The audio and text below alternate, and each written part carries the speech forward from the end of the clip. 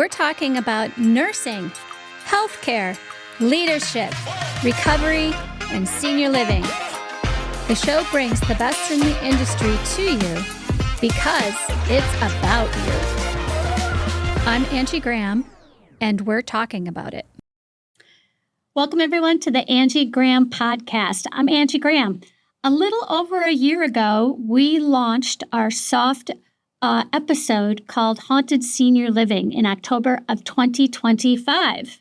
Since then, we have changed our name to the Angie Graham podcast, and now here we are in October again, but this year we're doing Nursing Nightmares. I just want to thank all of my listeners and new listeners for watching, listening, and downloading our show. We couldn't do it without you. So with us today is Nurse Stacy. Again, welcome back. Hi, thank you.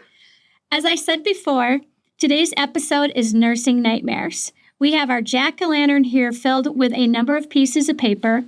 Each number comes with a story, and we have no idea what stories we're going to watch or read. So literally, you're going to see our reaction as we hear the stories. Our producer and associate producers, I appreciate all of them for helping us out with this episode. It isn't like the rest where we try to keep it all about the conversation. Before we do that, we do have our starter story. So let's take a watch of that. It's hard enough to lose a loved one, but the families of Heather Presty's victims say they lost their loved ones twice. Trisha Hughes, the daughter of Betty McQueenie, writing, "When I heard what happened to her, that's when I cried, and I couldn't stop crying." Keith Laskovich, the son of Marguerite Peggy Laskovich, saying, "We knew one day God would call our mother home. Unfortunately, God didn't make that call for Peggy. Heather Presty made that call." Their emotional and tearful victim impact statements spanned hours as Presty sat emotionless. The victims all died in nursing home facilities under Presty's care. 2 men and 2 women surviving Presty's attempts, but their families say they'll never be the same. That's sad. Wow. So it's a Pennsylvania nurse who killed patients with overdosing them on insulin. And it is alleged mistreated 22 patients. What a betrayal of trust. Yeah. Personally, I'm a diabetic, and I've had a very low blood sugar in which I was hospitalized. So my blood sugar was 22. My son had to call 911. The symptoms of a low blood sugar they're awful. It feels like you're dying. Like you're sweaty, you're cold, you're anxious, your body feels like it's trembling from the inside out. So I can't imagine how they felt. It's not just like you get a large dose and you go to sleep and you don't wake up. There are horrible physical symptoms related to low blood sugar. That's just awful. I'm sure, like everyone else, like, why? She said, what'd she say? It is just insanity. Well, she said the patient would be better off dead. I guess they had, he was blind and had neuropathy from anoxic brain injury, and he was, quote, a brittle diabetic. Yeah, but as a nurse, you don't get to choose that. You don't get to choose somebody else's quality of life. Like, it's their right. If they want to live that way, or their family has chosen that for them, you still don't get to make that decision. You're not the be-all, end-all for determining that. So many questions. I mean, 22 patients, you can't help but to think, how, could you have made this determination quicker that this was happening? But she's in such a position of trust. Yeah, absolutely. And she's giving insulin, obviously, I think, to patients who weren't diabetics. And if it looks like they died of another disease, it wouldn't trigger a suspicious death and an autopsy and a toxicology report. So it could be way more than 22, too. I mean, how long has she been a nurse? I mean, this could... Yeah, they're saying this could be decades. In the story from 2020 to 2023, but there's a lot of unanswered questions, like how long has she been a nurse? Mm-hmm. Yeah. And there had to have been some mental issue there. Because normal nurses don't. They're there to help people. This isn't like the normal. Oh, no. At all. Well, you take an oath. I mean, do no harm. Like a narcissist or, what mental defect would cause such a decision. It's insane. It's absolutely, and how horrifying for the families. Mm-hmm. Just unbelievable. Really is. I mean, everybody dies, right? But you should have a choice in the way you're going to die, not a nurse inserting herself and being like, nope, their quality of life is bad or whatever her reasoning was behind it and overdosing them on insulin, which is, like I said, a very horrible way to die. Crazy. Mm-hmm. And it looks like she did plea, she got a life sentence. Of course, will not bring back the lives that are lost. She got 3 consecutive life sentences. Mm-hmm. The first-degree murder, up to 760 years for criminal intent to commit murder. Yeah. Well, the good news is she's never going to get out. No, ever. And she shouldn't. And then they quote some of her texts. Wow. Can I kill this man at Taco Bell? Okay. What happened at Taco Bell? I'm going to murder already. Wow. I'm going to murder my aides. I drugged him already. I don't know how he is awake. Oh my gosh.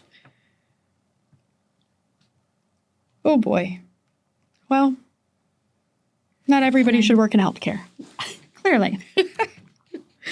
Oh boy.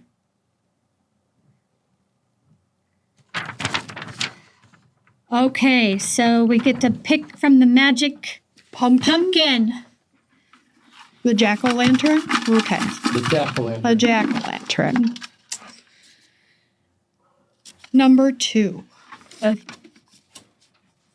Number 2. Right after 1. That works. We're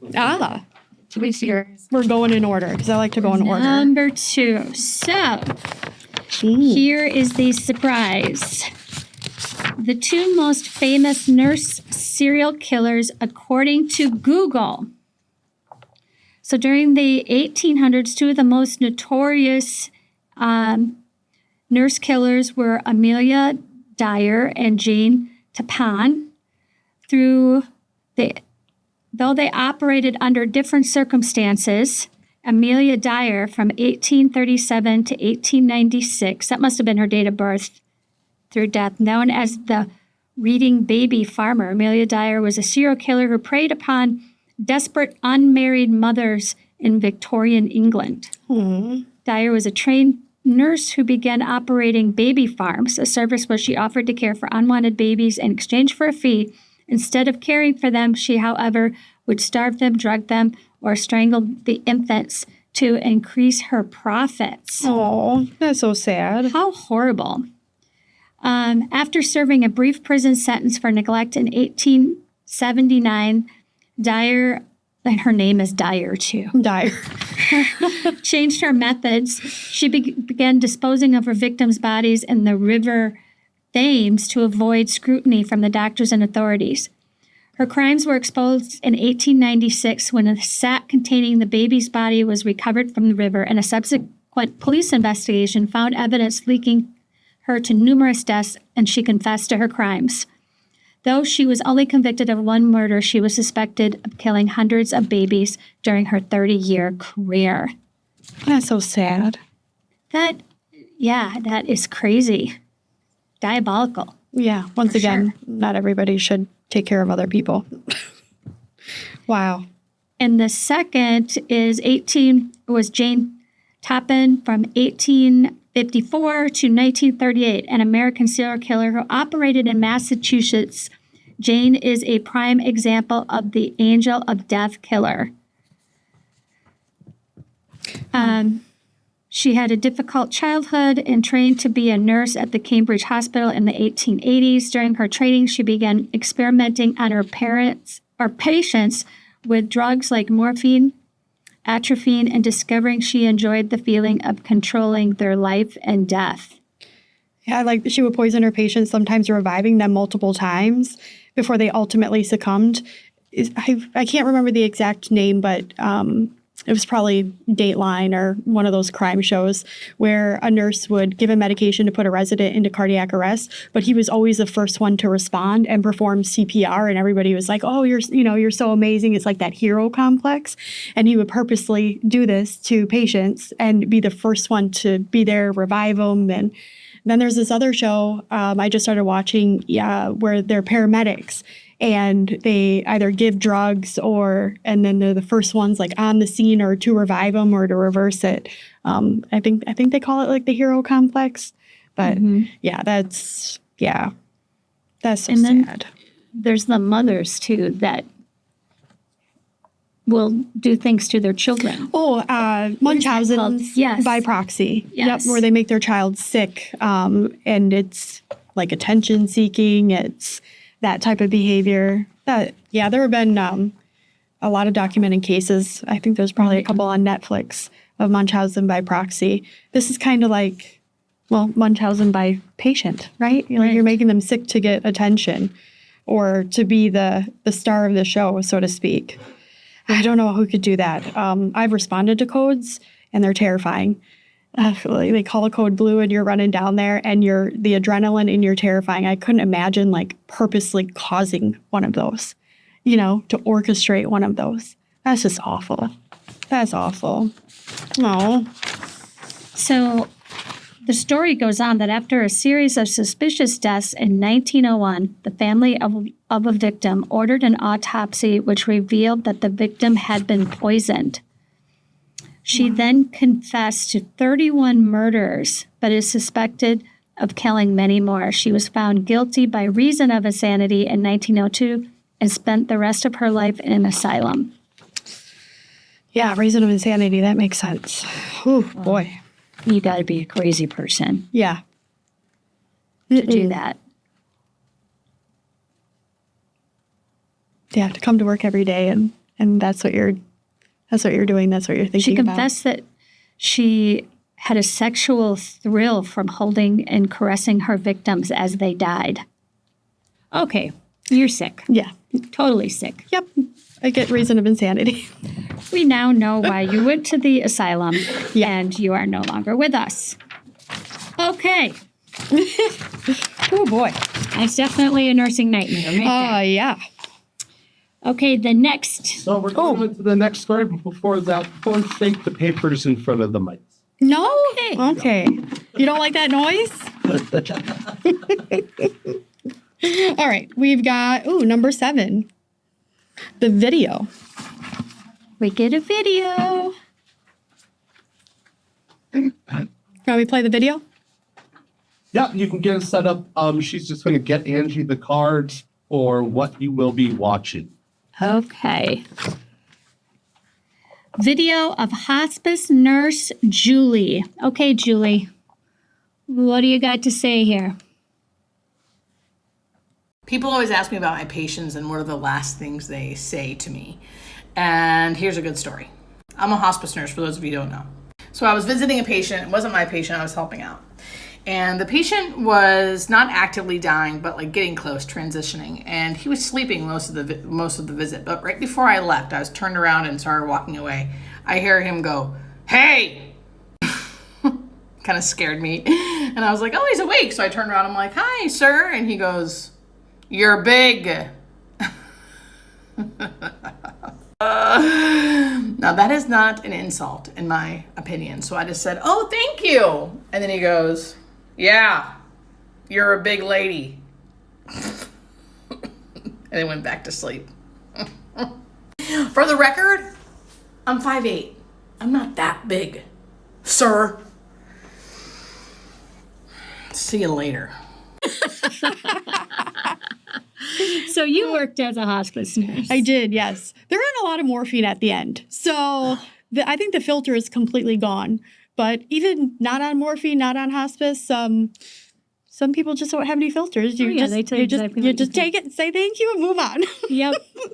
I have been visiting before and I've been told that what I have on is ugly. Mm-hmm. Why would you wear that? Yep. Mm-hmm. When I first started nursing, I got a lot of, I'm not taking meds from you. You look too, they're like, you look like you're 12. And they would refuse to take medicine from me. And I'm like, okay, I'll go get my charge nurse. When I was pregnant with my daughter, I mean, she was like a 9-pound baby. So at the end, I mean, my stomach was really far out. This resident would come, wheel herself all the way across the facility and come to my office and ask me every day, are you sure it's not twins? And I'm like, every day. And I'd say her name. I'm like, you really came all the way down here to ask me that? And she's like, you're having twins. I'm like, I am not having twins. You're too big. You must be having twins. I'm like, So how many years did you work as a hospice nurse? About a year. But we did a lot of hospice at the SNF, the nursing home that I worked in too. Okay. So and then if they weren't on hospice, you were still providing end of life care when they were at the nursing home. So. Memorable stories. Oh, for sure. Of any, what's one of your most memorable stories as a hospice nurse or in providing end of life care? I had this one resident. Unfortunately, he passed away alone. And he was the sweetest little thing. He always had a runny nose, but he would always come up to like his favorite nurses or aides, and he'd give us a big old kiss on the cheek, and it was just this runny like snot from his nose all over your cheek. But he was the sweetest thing.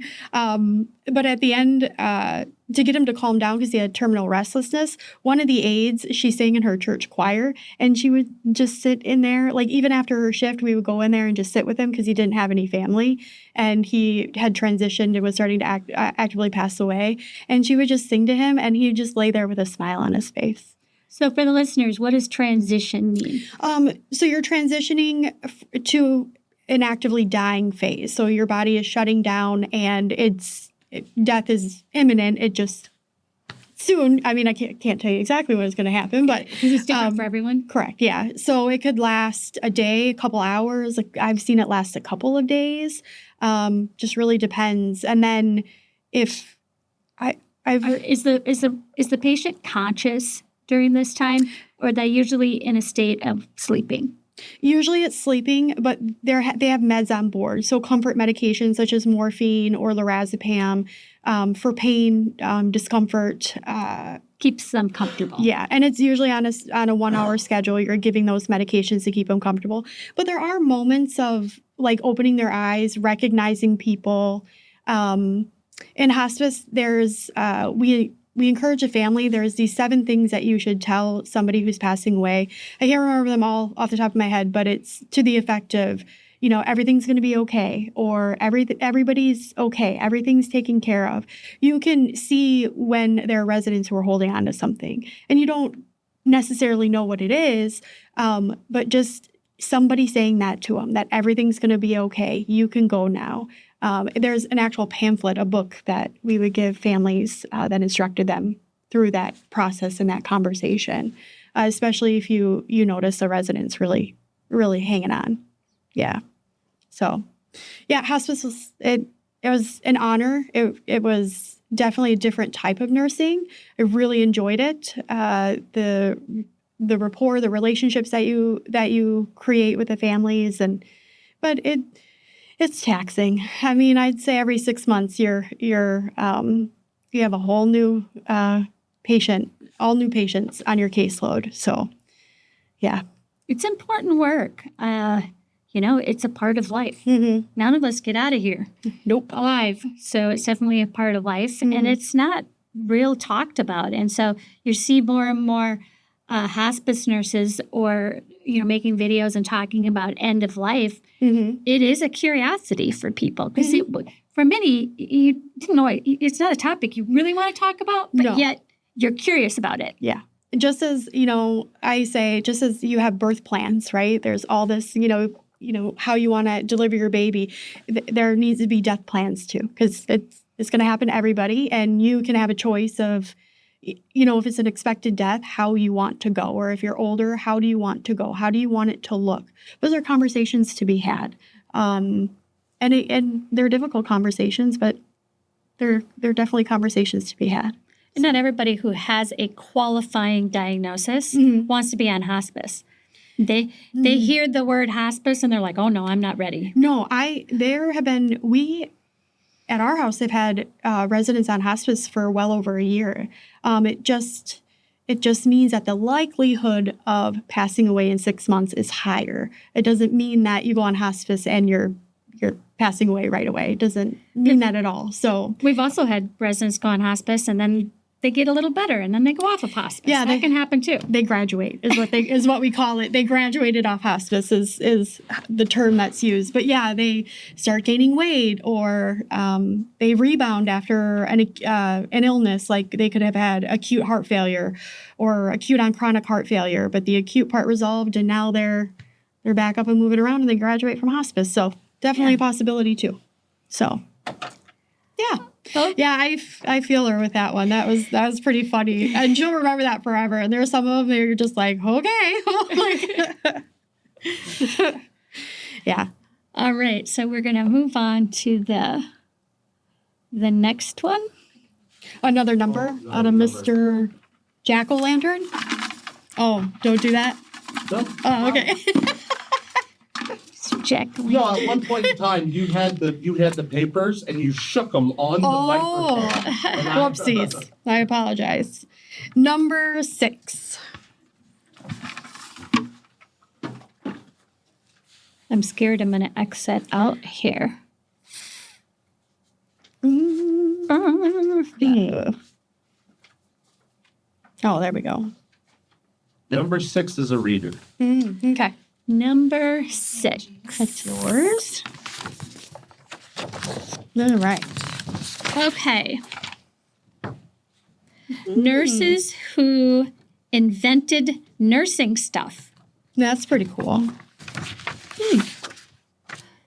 Interesting topic. Nurses have developed many important cool inventions by identifying unmet needs in patient care. Their innovations often born from frontline experience ranging from life-saving medical devices to practical products that improve daily life for patients and caregivers. Nice. So, The Crash Cart by Anita Dorr. Yeah. by Anita Dorr. What is the crash cart?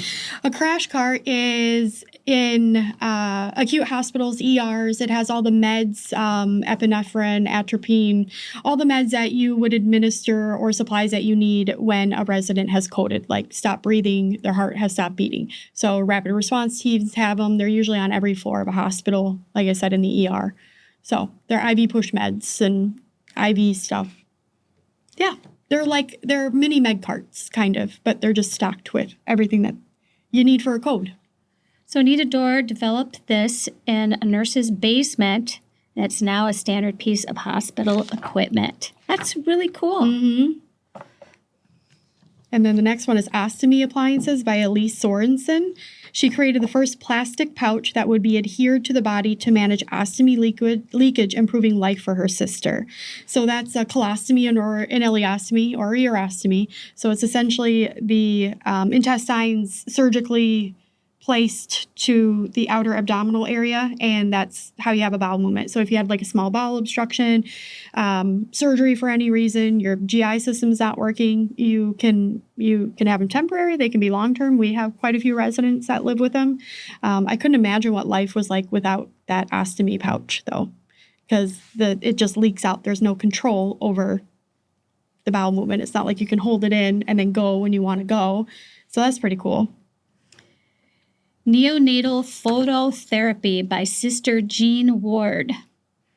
By observing sunlight's effect on jaundice in newborns, Ward helped develop a now standard light therapy for treating neonatal jaundice. Yeah, it's for the little babies in the NICU. And it's like this big, kind of looks like those VR glasses, but they're blue and they just go over like the eyes or the face of the newborn. And it's just like this tiny little babies, this blue little glow all over them for jaundice. It's really cute. Well, I mean, little babies. Yeah, you know what I mean. Next is the feeding tube. Bessie Griffin. Griffin, a nurse and inventor, created an electronic feeding device to help disabled veterans feed themselves. Yeah, so those are It pretty much is what it says it is. Yeah, you tie so you connect it to the feeding tube, you tie the tubing through the machine, you set the machine, and it gives so many milliliters per hour. And you usually run them at night. So the tubing's not in the way, and then you can get up and go about your activities. But if you don't have that, you have to bolus the feeding, and it can take a while with a syringe, and you have to pour so much in at a time. So that's pretty cool. Okay. Color Safe IV Lines by Terry Barton Salinas and Gail Barton Hay. Color-coded IV lines were patented to help prevent medical errors, especially when used in neonates. Nice. I don't know, have you ever seen those pictures of like ICU nurses and all the pumps and all? That's just, the skill to have that is crazy amazing. I couldn't imagine. I like some of the TikToks so nurses like, I can't change my oil, but I know how to do this. And it's like 20 IV pump infusions. And I'm like, hey. Very interesting. And then the Wong-Baker Faces Pain Rating Scale. So if you go into like your doctor's office, you know the faces, the sad faces, that's what that is. So that's really nice. We use that. I think it's just kind of like a standard now, especially for kids. You mean and stuff. that didn't come from our smartphones with our emojis? It was around before then. The emojis were probably created based off that. They probably saw that and they're like, let's create an emoji. So it's so funny because you see those faces now. I automatically think those are emoji faces. Yeah, and we're all very relatable to them now. We use them for all kinds of things, not just annoyance. I know, right? I've seen the other, like an updated version of that scale, and they do actually look like emojis now. Like they're not just like flat. Like they have more. Do they have the little barfing face on the? They should, though. We should, though. Like, for nausea, like, are you nauseous? Point, we should. We should extend it and add to it. Or the one where they're, like, green and you're about to. Oh, gosh, yeah. What face would it be for explosive diarrhea? Oh, boy. That face. Yeah, that face. Oh, boy. I don't know. Somebody running away. Like, Holding up the pen. Yeah. So 2 nurses created the scale of facial expressions to help assess children's pain levels in a way that could be easily easily understand. Well, then they adapted it for everyone. Yeah, we like dementia or communication deficits. It's just easier to hold up that scale. So is there a face with the fist, like pointing, hitting the caregiver in the face, like, hey, that hurt. Right? Like, enough. Oh, gosh. All right, disposable bottle liner by Ada Mae Allen. She invented a liner for baby bottles to prevent the nipple from unburdening when a baby drank, making feeding easier. Oh, yes. I remember those bottles. I do, too. Are they even in use anymore? No, with my last one, well, Baker's 7 now, so 2018. We're really dating ourselves. I remember those plastic. And they were plastic that went inside of like a plastic tube. Held it. And it was open at the bottom. Yeah. Mm-hmm. And then you screwed the top on. I liked those. But then if you forgot one, it had milk in it somewhere. You're like, where's that smell coming from? Oh, it's that. No, I don't remember seeing those with my last one being born. I'm sure they've got to be out there.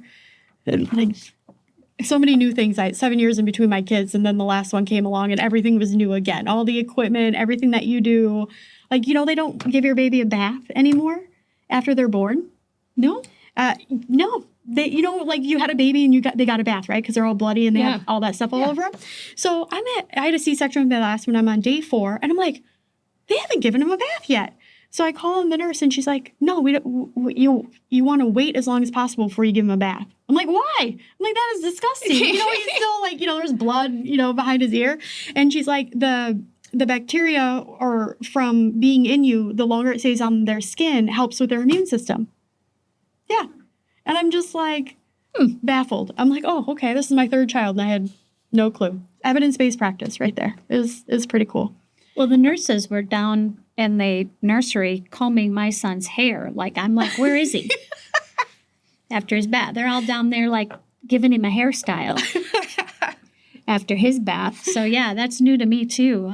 Yeah, no bath. And I looked at my husband. I'm like, he still got blood all over him. I'm like, when are they going to give him a bath? It was like day 4. And I remember with the other 2, it was like a couple hours after birth. You know, they were making sure they're okay. Kind of makes sense, you know? Yeah. When I thought about it, I was like, oh, okay. I still gave him a bath that night, though. It was like, no, he's got blood everywhere. Like, 4 days is good. We're going back to the pumpkin. All right. What do we got?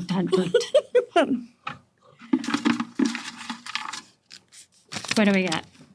Number 9. Number 9. Good one. Good one. They did such hard work on this. I know. I'm really impressed. And it is good. It is very good. They did a very good job. Here we go. ER stories that are almost too crazy to be true from the readersdigest.com. I'm kind of scared. Yep. Seen a lot of TikTok videos on ER stories. Oh, and of course, the Reader's Digest. Sit much as might be expected, many nurse stories involve the uncomfortable placement of objects in orifices where they most certainly don't belong. This one is no different. Rebecca Lee, a registered nurse from New York, who also runs a natural health remedies resource, tells the story of when a gentleman came to the emergency room explaining that an extreme rectal pain and a foreign body was lodged in his anus. It turned out to be the leg of a wooden stool. How it got there? He fell onto it when it was upside down, and it got stuck inside of him. He asked us not to tell his wife. Yeah. Lee later says, matter-of-factly, these are the secrets of the emergency room staff won't tell you. Oh my gosh. I took care of a resident. This reminds me. He had, like, you know those glass snow figure, like snowmen figurines? Somehow got it all the way up without breaking it. And they had to surgically open him up from here to here to surgically remove it. And on the x-ray in his chart, you could clearly see the snowman figurine. What? Yes. Where? A long time ago. No, where? What do you mean, where? Did he swallow it or? No, he pushed it up his anus, up his rectum. That's incredible. And they took an x-ray, and in the chart, I remember opening the chart and being like, what is that? And then It was like Frosty with the pipe. yeah. Did they shake him? No, Did they shake him? Was it a snow globe or just like a decorative figurine, but it was all glass. And he somehow pushed it all the way up. And then I don't know the circumstances of how he went to the ER or anything, but in order for them somehow to get it out, he had an open abdominal wound. So from here to here, he was cut open to go in and retrieve that. And in his chart, I remember opening it and you could clearly see the snowman figurine. Yeah, it was, crazy. Like, oh boy. A worm's eye view. Some experiences you can only hope to mentally block. One memorable day, a young lady arrived at the department weeping bitterly because she had something in her bottom. Dr. Marsden recalls. Dr. Marsden had by now expected it to be something that the young lady had stuck in there herself, or something that perhaps the lover had helped her place there.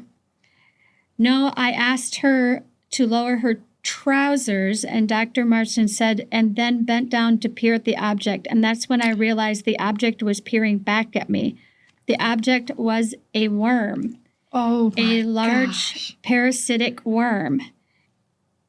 It is the one time Dr. Madsen can recall having to vomit after seeing a patient. Doctor says these are the annoying things they wish patients wouldn't do. Oh, so that she stuck it in there herself? By now, it expected to be something that the young lady had stuck in there herself, or something that perhaps a lover. A parasitic worm. Don't people swallow those worms to help them lose weight? Yes. Yes. I wonder if that's what she tried to do. That's what's going on. So you can buy parasitic worms, like a tapeworm, swallow it, and that'll help you lose weight. Well, this one was looking at the doctor. Oh my gosh. Oh, it's so gross. Oh my gosh. Oh. That is.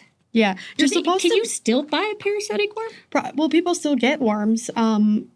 Yes, So, you can. and how I've read how you can catch them is at night you put tape over your rectum and they get stuck to the tape, and in the morning you pull the tape off and they're the worms.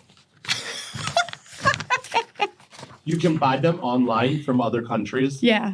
Yes, Yeah. And have them And this shipped is here. still a This is practice? still practice. It's very common in China.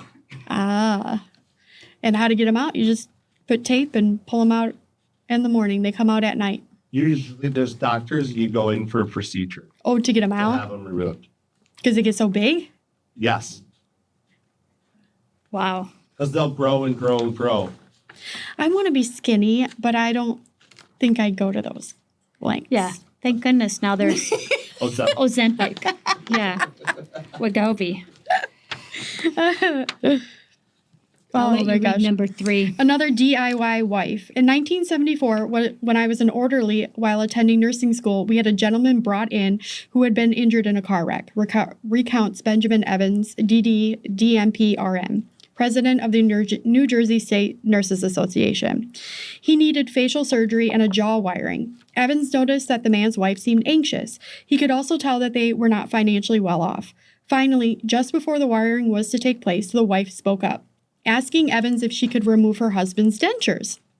It turned out that they shared the dentures, which they had purchased secondhand from a local funeral director. Oh my God. Okay. Well, Dentures are that's fitted thrifty. per person. So if they fit his mouth and then she's wearing them, they're probably not fitting very well, or they're using a lot of adhesive to keep those suckers in. I'm like, oh my God. A funeral director. what's that show? The Cheapskates show or whatever it is? Oh, that, yeah. What do they call it? I can't think of what it's called. It's a reality show. But this Yeah. reminds me of an episode that I seen on that show where the lady was so cheap and she had to have a tooth pulled that she had her husband watch videos. That's right. You told me about that. And he then, it was going to cost $168 at the dentist office, and she didn't want to pay it.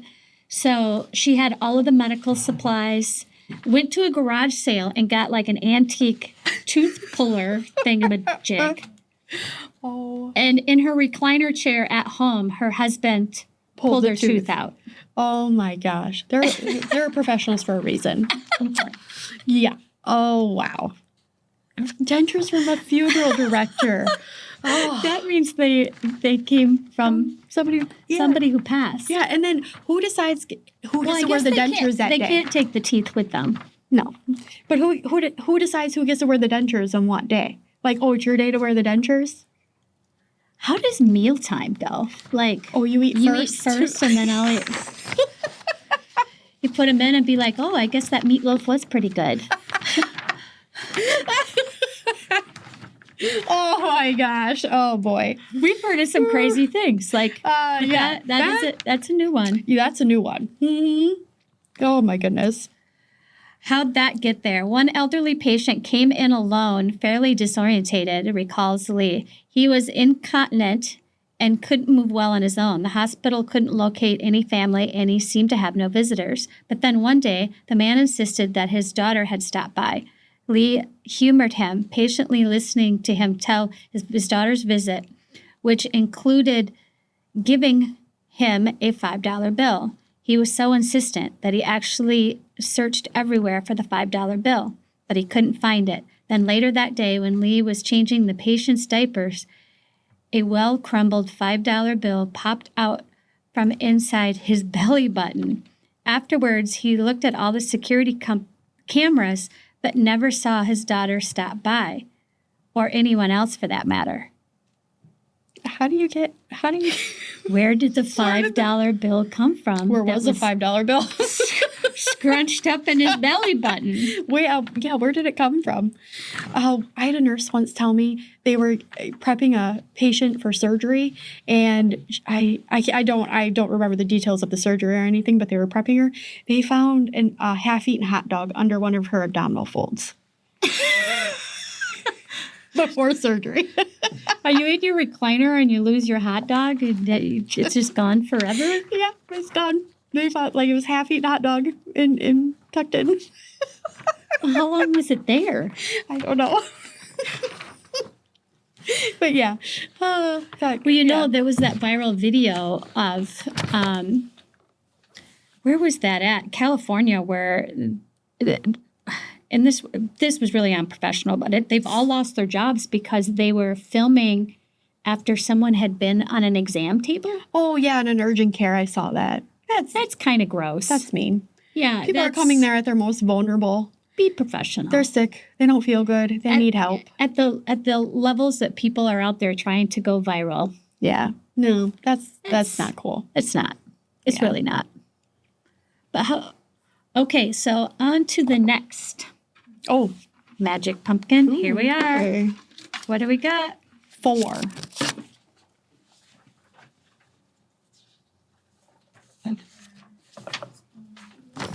On this one, you can do like the top 3, top 4. Okay. Nurses that have died in service of others. Okay, nurses that died saving lives. According to Google, historical records and recent events document numerous nurses who have died saving lives, particularly during wartime, natural disasters, COVID-19 pandemic, and their heroism reflects the dangers inherent to the compassionate duty. Mm-hmm. Military nurses often worked under hostile conditions, exposing themselves to the same dangers as combat troops to provide critical medical care. Captain Jennifer Marino, in 2013, Marino was killed in Afghanistan when an improvised explosive device detonated. She was part of a special operations mission and died while trying to help wounded soldiers. Aww. One of my nursing instructors was a nurse in, I think it was the Navy or the Marines, I can't remember, but on the first day of class, he showed us a picture of what their like makeshift hospital was over in Afghanistan and Iraq after a trauma that had happened. Yeah, that takes a special kind of person and a nurse to do that. Yeah. Aren't they like just tents over there? Yeah, basically. And just blood everywhere, and It's not really a sterile environment because you're out in the desert. Yeah, as best as it can be. Yeah. Well, Jennifer, thank you for your service and condolences to her family for the loss. First Lieutenant Sharon Lane, during the Vietnam War, Lane was the only American servicewoman killed by direct enemy fire. In 1969, she died during a rocket attack while tending to patients at the 312th Evacuation Hospital in Chu Lai. Wow. I want to do the nurses during the COVID-19 pandemic. Healthcare workers worldwide, including nurses, were disproportionately affected by the virus as they cared for the sick. Filipino nurses in the U.S., Filipino nurses who make up a significant portion of the nursing workforce in the U.S., experience a disproportionately high death rate from COVID-19. While comprising 4.5% of nurses, they accounted for 25% of the deaths during the pandemic. Wow. Yeah, that is something. Yeah. I mean, we look back, we don't really like to think about COVID-19 too much because it was very, but yeah, yeah. Do one more. Some nurses have sacrificed their lives while caring for others during catastrophic natural disasters. Boone McCreary, in 2024, a Tennessee nurse, Boone McCreary, died while attempting to rescue a man from floodwaters. His last social media post spoke of having a life wish and experiencing life to the fullest by helping others. A scholarship fund was established in his name for helping other adults returning to nursing school. Yeah, doesn't stop when you leave your job. Yeah. We had one of our own nurses that worked for us. Amy, yep. She was someplace. What was the story behind that? She was in Milwaukee for something. I can't remember exactly what. But a gentleman had a heart attack, a myocardial infarction, and she was a part of, I think, 2 other Good Samaritans that saved his life. And he had a widowmaker, which is essentially like one of the most severe MIs that you can have, and the survival rate is very low, but he ended up surviving it, and they performed CPR on site until the paramedics got there and took him to the hospital. So she didn't lose her life, but she jumped in to the call of duty. Oh, yes. And she performed CPR, yes. Yeah, when someone needed the help. And that's what people do. That's what nurses do. All right.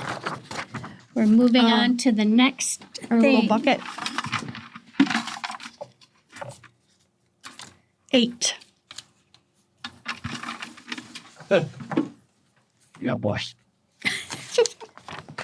There's a chuckle. Are you nervous? right? I might be a little nervous. Number 8. Here we go. 5 nursing stories to make you go, from shiftmed.com. On these, are these the long ones?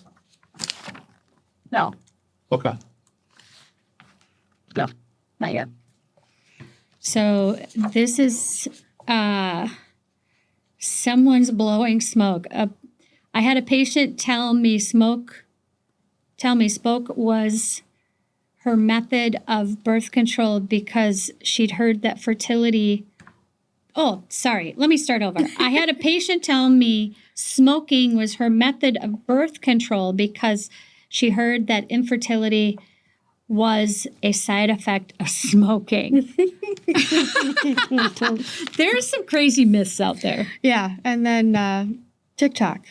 A lot of people have been cite their medical information or education from TikTok. Yeah, wasn't there a trend on TikTok that people were eating borax?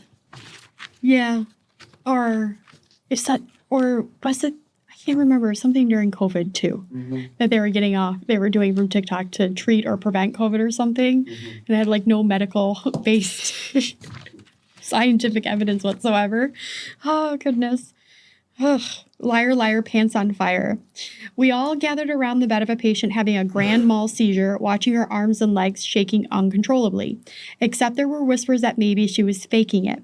I reached over and gently tugged the pillow out from under her head. She quickly reached out with her hand, grabbed it, tucked it back under her head, and kept seizing. Busted.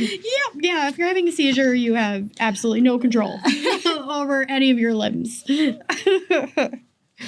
Come again, a patient once wrote that they had a fatal heart attack on their intake form. Fatal? Fatal heart attack. They were there as a ghost. Yeah. Cool. Someone needs a mint. My first patient with a colostomy was this old grumpy man. When I started taking off his bag, it smelled so bad my eyes were watering. I kept telling myself to think about his feelings and not to let anything show on my face. He looked at me and said, "God, you've got bad breath."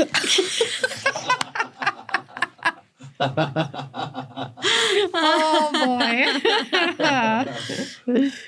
Catastrophe averted. We had a patient complaining that a cat allergy medicine we gave her wasn't working, formulated in an inhaler. As it turned out, she was spraying the inhaler at her cat. We had to tell her that she needed to inhale it. That's great. Yes, discharge instructions are really important. Yes, to read and pay attention to. All right. All right. Here we go. 10. Close. 10. Just a couple. 3 crazy nurses' stories according to Reddit. You want to This happened when I was in my first year of nursing school. I got a job as a nursing assistant at a local nursing home. The director of nurses was very nice. She dressed a little odd for an upper manager. A couple of weeks and everything is fine. Then I get notified the next day I'm supposed to report to have my skill level assessed along with a few other new hires. We go into an empty room, and there is our DON in a leotard, and here's where it gets crazy. She plays a part of a resident. She has us simulate doing pericare on her. She tells me to transfer her from bed to a wheelchair. She licks me across the face, and in shock, I drop her. She tells me I need to be ready for anything. Yeah, but not for my boss. The next guy, she grabs his crotch. We're all really uncomfortable, and I guess she sensed it, and we were dismissed. A week later, I come in for my shift, and there is a lot of commotion in the front office. Police are there. Apparently, the DON was working on a dead nurse's license and has spent the last 10 years going from place to place, job to job, using dead nurse's license. She had half a dozen aliases. I'm also very interested when I see a new DON to see if she ever pops up again. Maybe there's a reward. Oh my gosh. I'm taught skills. I'm never having anybody do pericare on me, okay? No. Oh my. I think I'd be reported to HR if I did that. There was just a nurse in Florida that was arrested for operating on a false license too, and she got away with it for I don't know how you do that. a fairly long period of time before they caught up to her. I don't know how you do that. You have to pass a board. You have to pass a background. To me, it's just crazy how, I don't know. You think there's so many checks and balances in place for that, but that's pretty crazy. There's all kinds of scams out there, and it's crazy what people will do. A young adult was dying from a genetic disorder. She had been on hospice, but when she entered the hospital, she made her mom her POA. Mom made her a full code. After being coded several times over the course of the week, the poor girl was already decomposing. Her limbs were, what's that word, Stacy? Necrotic. Dead, died. And she had an open belly and a necrotic bowel. My consolation was the patient was beyond feeling pain at this point. She survived several codes, but inevitably we couldn't get her back again. The mom insisted on taking the body home because her daughter was going to rise on the third day. Turns out it was perfectly legal. At least it was in that jurisdiction to take the body home, provided the correct paperwork was done. The family loaded the corpse into the back seat of the car, and they were unzipping the body bag before they drove off. It was a hot summer. Counter to their path, the corpse did not rise on the third day, from what I heard, and the sheriff had to take action to get the body removed from their house. How is that legal, to take home a dead body? I've never heard of such a thing. No. And then just to sit it in the back seat? It is your property. What? But you can bury someone on your own property, can't you? I think, is that legal? I think so. Yeah, but you would still have cemetery. Yeah. You'd have to prove it. You'd have to show that the body is buried and taken care of. So Yeah. you don't just get to bury bodies. It has to be reported and documented. Yeah. Oh, that's awful. That has to be one of the strangest things I think I've heard. Oh boy. Yeah. But people do crazy, crazy stuff. I know. We're a witness to that. I mean, we shouldn't be this shocked, but I'm kind of like, every time you watch the news, you're like, what? Yeah. You want to skip this one and go on to pull another one? Pull another one. Okay. Go ahead. All right. Number 1. I think it's a video. All right. here we go. We're back to a video. Video, Nurse Meg. This is part 23 of creepiest things that have happened to me as a nurse. This time I was working in a nursing home. we had a brand new resident move in. That's what they call them. They don't call them patients. A brand new resident that moved in, and he was technically on hospice. So they were like, I don't know how long he's going to be here, but unpack his stuff, get his MAR medical record and everything, get a chart set up. And so, yeah. And I worked the 11 to 7 shift that particular day. Of course, I'm always on night shift. Like, I'm such a vampire. So on this fateful night, it was probably around 3 a.m.-ish, like right in the middle of the shift. And we hear like him yell from his room, which was of course at the end of the hall, I'm not going, I'm not going, I'm not going, like 2 or 3 times, I think. And me and the CNAs that were there, it was me and Dawn and Melissa. We all looked at each other like, I'm not going, you. Finally, we decided, let's all go, so that we can all support each other. And when we got to the room, we could not find a pulse. He was a DNR. He had passed. Who was he talking to saying, I'm not going? And where was he going? And I have goosebumps now. Where was he going? Oh my gosh. Yeah, working at night's a little creepy. Yeah.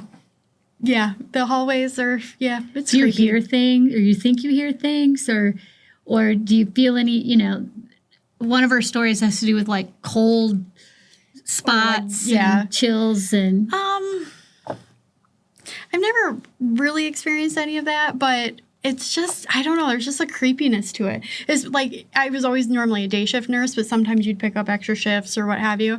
And it's just eerily quiet when the unit is always so busy and, people are up and moving around. You got PT, OT, or, and then at night it's just so quiet. It's creepy, especially towards the end of the hallways, like she's talking about. Definitely go with strength in numbers. I'm not going down there by myself. Yeah. All right, well, let's move on to another one. Right. Oh, we've got number 3. Last video. Oh, last video? Okay. Video from Haunted Grove, Scary Socks. How did you get back there? Oh, there we go. This is probably one of the creepiest things that has ever happened to me. When I was younger, I was working night shift in a nursing home as a CNA. Night shift in and of itself is pretty creepy, but I had been doing this for years, and so it didn't creep me out that much. But one night shift, it was like 4 o'clock in the morning, and I was getting a resident ready for the day shift CNA when they came in. We were always short-staffed, so it was just something we did to help out, just what we could, especially for the residents that like to wake up early. So this particular resident had a roommate, and for our rooms with 2 people, there was usually one person by the door and then one person by the window. So my guy was the window guy. So I'm walking in the room and it's dark. Again, it's like 4 o'clock in the morning. I'm not about to turn the light on these poor people. So I just flipped the bathroom light on to give me a little bit of light so I could see what I was doing as I walked past door guy over to window guy. And as I'm walking over to my guy, I feel on my shoulder like this huge hand just kind of grab my shoulder. Not in a hard or threatening kind of way, not in a mean way, but just like somebody trying to get my attention kind of way. So I immediately assumed it was the roommate, but when I turned around, there was nobody there and the roommate was sound asleep in his bed. So again, it's late, it's 4 o'clock in the morning. I convinced myself that I'm just imagining it. It's not a big deal, just get your shit done. So I go over to window guy and I'm getting him ready and we're having a conversation, a quiet one because the roommate is still sleeping. So I get to the part where I have to put his TED socks on. And if you don't know what TED socks are they're very common in healthcare. They're really tight socks that you put on and it helps with circulation. But when you're working in a nursing home with the elderly, because they have such thin skin, you have to be really careful that there's no wrinkles in them. Otherwise, it can damage their skin. So I had come up with this method at this point to kind of ensure that there was no wrinkles in the TED socks, where I would just kind of go like this with my fingers, go over the tip of their toes, and then, run my hands down to make sure that there was no wrinkles in the TED sock. So as I'm doing this, I'm getting him ready. I get his TED socks on and I walk over and I do the right thing and I run my hand from his toes to his knee to make sure there was no wrinkles. And just when I get to his knee, I shit you not, I feel a set of hands go like this and do the exact same thing to my leg from my ankle to my knee. And I just about shit my pants because I was certain what I felt. Like somebody mimicking what I was doing to this person, but doing it to me. It was so creepy. And the creepiest part, like if that wasn't enough, the creepiest part was the resident was looking at me like, what is going on? And I'm like, I didn't even know what to, like, what do you say? You know, like, I'm like, and whatever. And then he makes some comment like, oh, you look like you just seen a ghost. And that was not the last time something like that happened to me in this nursing home. So I am positive that this place was haunted. But I don't know. What do you guys think? Has anything like this ever happened to you? Leave a comment and let me know. Wow, that's creepy. Yeah, like I said, nothing's... It's funny you just say it. Night shift, it's creepy. Yeah. And then she's like, I was on night shift. It's creepy. It is creepy. It is really creepy. Yeah, and then you're sleep deprived too. So who knows if you're seeing something that's, not there. But yeah, I mean, well, you think of a nursing home, how many people pass away there, Sure. Yeah. We have to draw the last number. I wonder. 5. All Okay. right. This is our last story. Heartwarming and funny from thegypsynurse.com. Just the top one? Oh, okay. Go ahead, Stacy. When the patient teaches anatomy to the nurse, I was caring for an elderly gentleman during a shift and was completely enjoying my time with him. Older men are often my favorite patients because they can be so sweet, but so funny. This man was incredibly witty and had a new joke for me every time I entered his room. My absolute favorite, which still makes me laugh to this day, was, how do you know what mothballs smell like? I can never get their legs apart. That one got me, and I wheeled him out to the nurse's desk so he could repeat it for everyone. Oh my goodness. Yes, older gentlemen, they have a lot of good dad jokes and good jokes. I've heard, I probably can't remember them, but they were really funny at the time. A lot of good dad jokes. All right, so I will read the next one. The time the nurse explained it isn't lemonade. I had a very confused patient, and I was taking care of one night. He had Alzheimer's disease and was incredibly pleasant, so I enjoyed spending time with him and his wife. At one point, I saw his wife leave the unit, so I walked down to his room to keep an eye on him and make sure all safety precautions were in place. I stopped dead in my tracks in the doorway when I saw him drinking from his urinal like it was a bottle of juice. Oh. I rushed over and pulled the urinal from his lips and sweetly asked, "What you doing, bud?" And his reply was, "I wanted to drink this lemonade, but it tastes terrible." My response was, "I bet it does," and I proceeded to empty it and leave it in the bathroom where he could not reach it on his own. And I informed his wife of the interaction, and she returned, and we both got a good laugh out of it outside of the room. Oh, that's awful. On a side note, though, that's like way back in the day, like hundreds and hundreds of years ago. That's how they diagnosed diabetes, is the physician would taste the urine of the patient. And if it was like sweet, they knew that they had diabetes. Isn't that crazy? What? Really? Yeah. That's a true story? Yeah, it's, like, I mean, What this is century like, was that? oh gosh, Like the 15th century or? 1700s or something like that, yeah. But yeah, they would taste the urine and it would, yeah, that's how they could tell if they had diabetes so or not, if the urine was sweet. The resident. Does that work?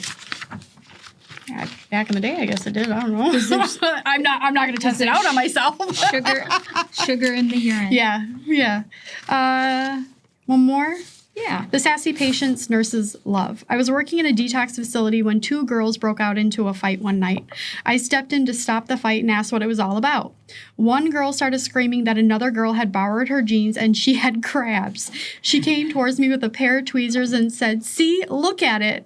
I had these tweezers coming at my face, so I quickly grabbed her wrist and focused on what she was holding. As my eyes were adjusting, I realized she had an actual crab in her tweezers. I yelled, "Crap, don't let that thing go."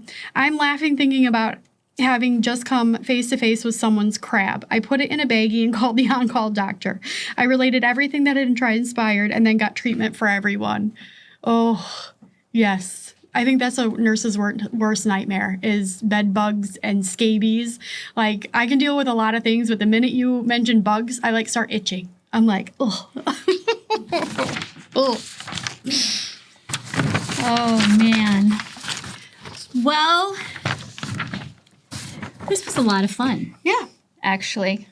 Lots of crazy talking stuff. about all these crazy stories. And wow. I learned a couple things. Like I didn't know doctors tasted urine. Yeah. Way back when. Way back when. Yeah. I mean, this is before there were labs. yes. The doctor was the lab. yes. What you would see, smell, taste, hear. That's how you diagnosed. Very interesting. Well, Which one was your favorite story?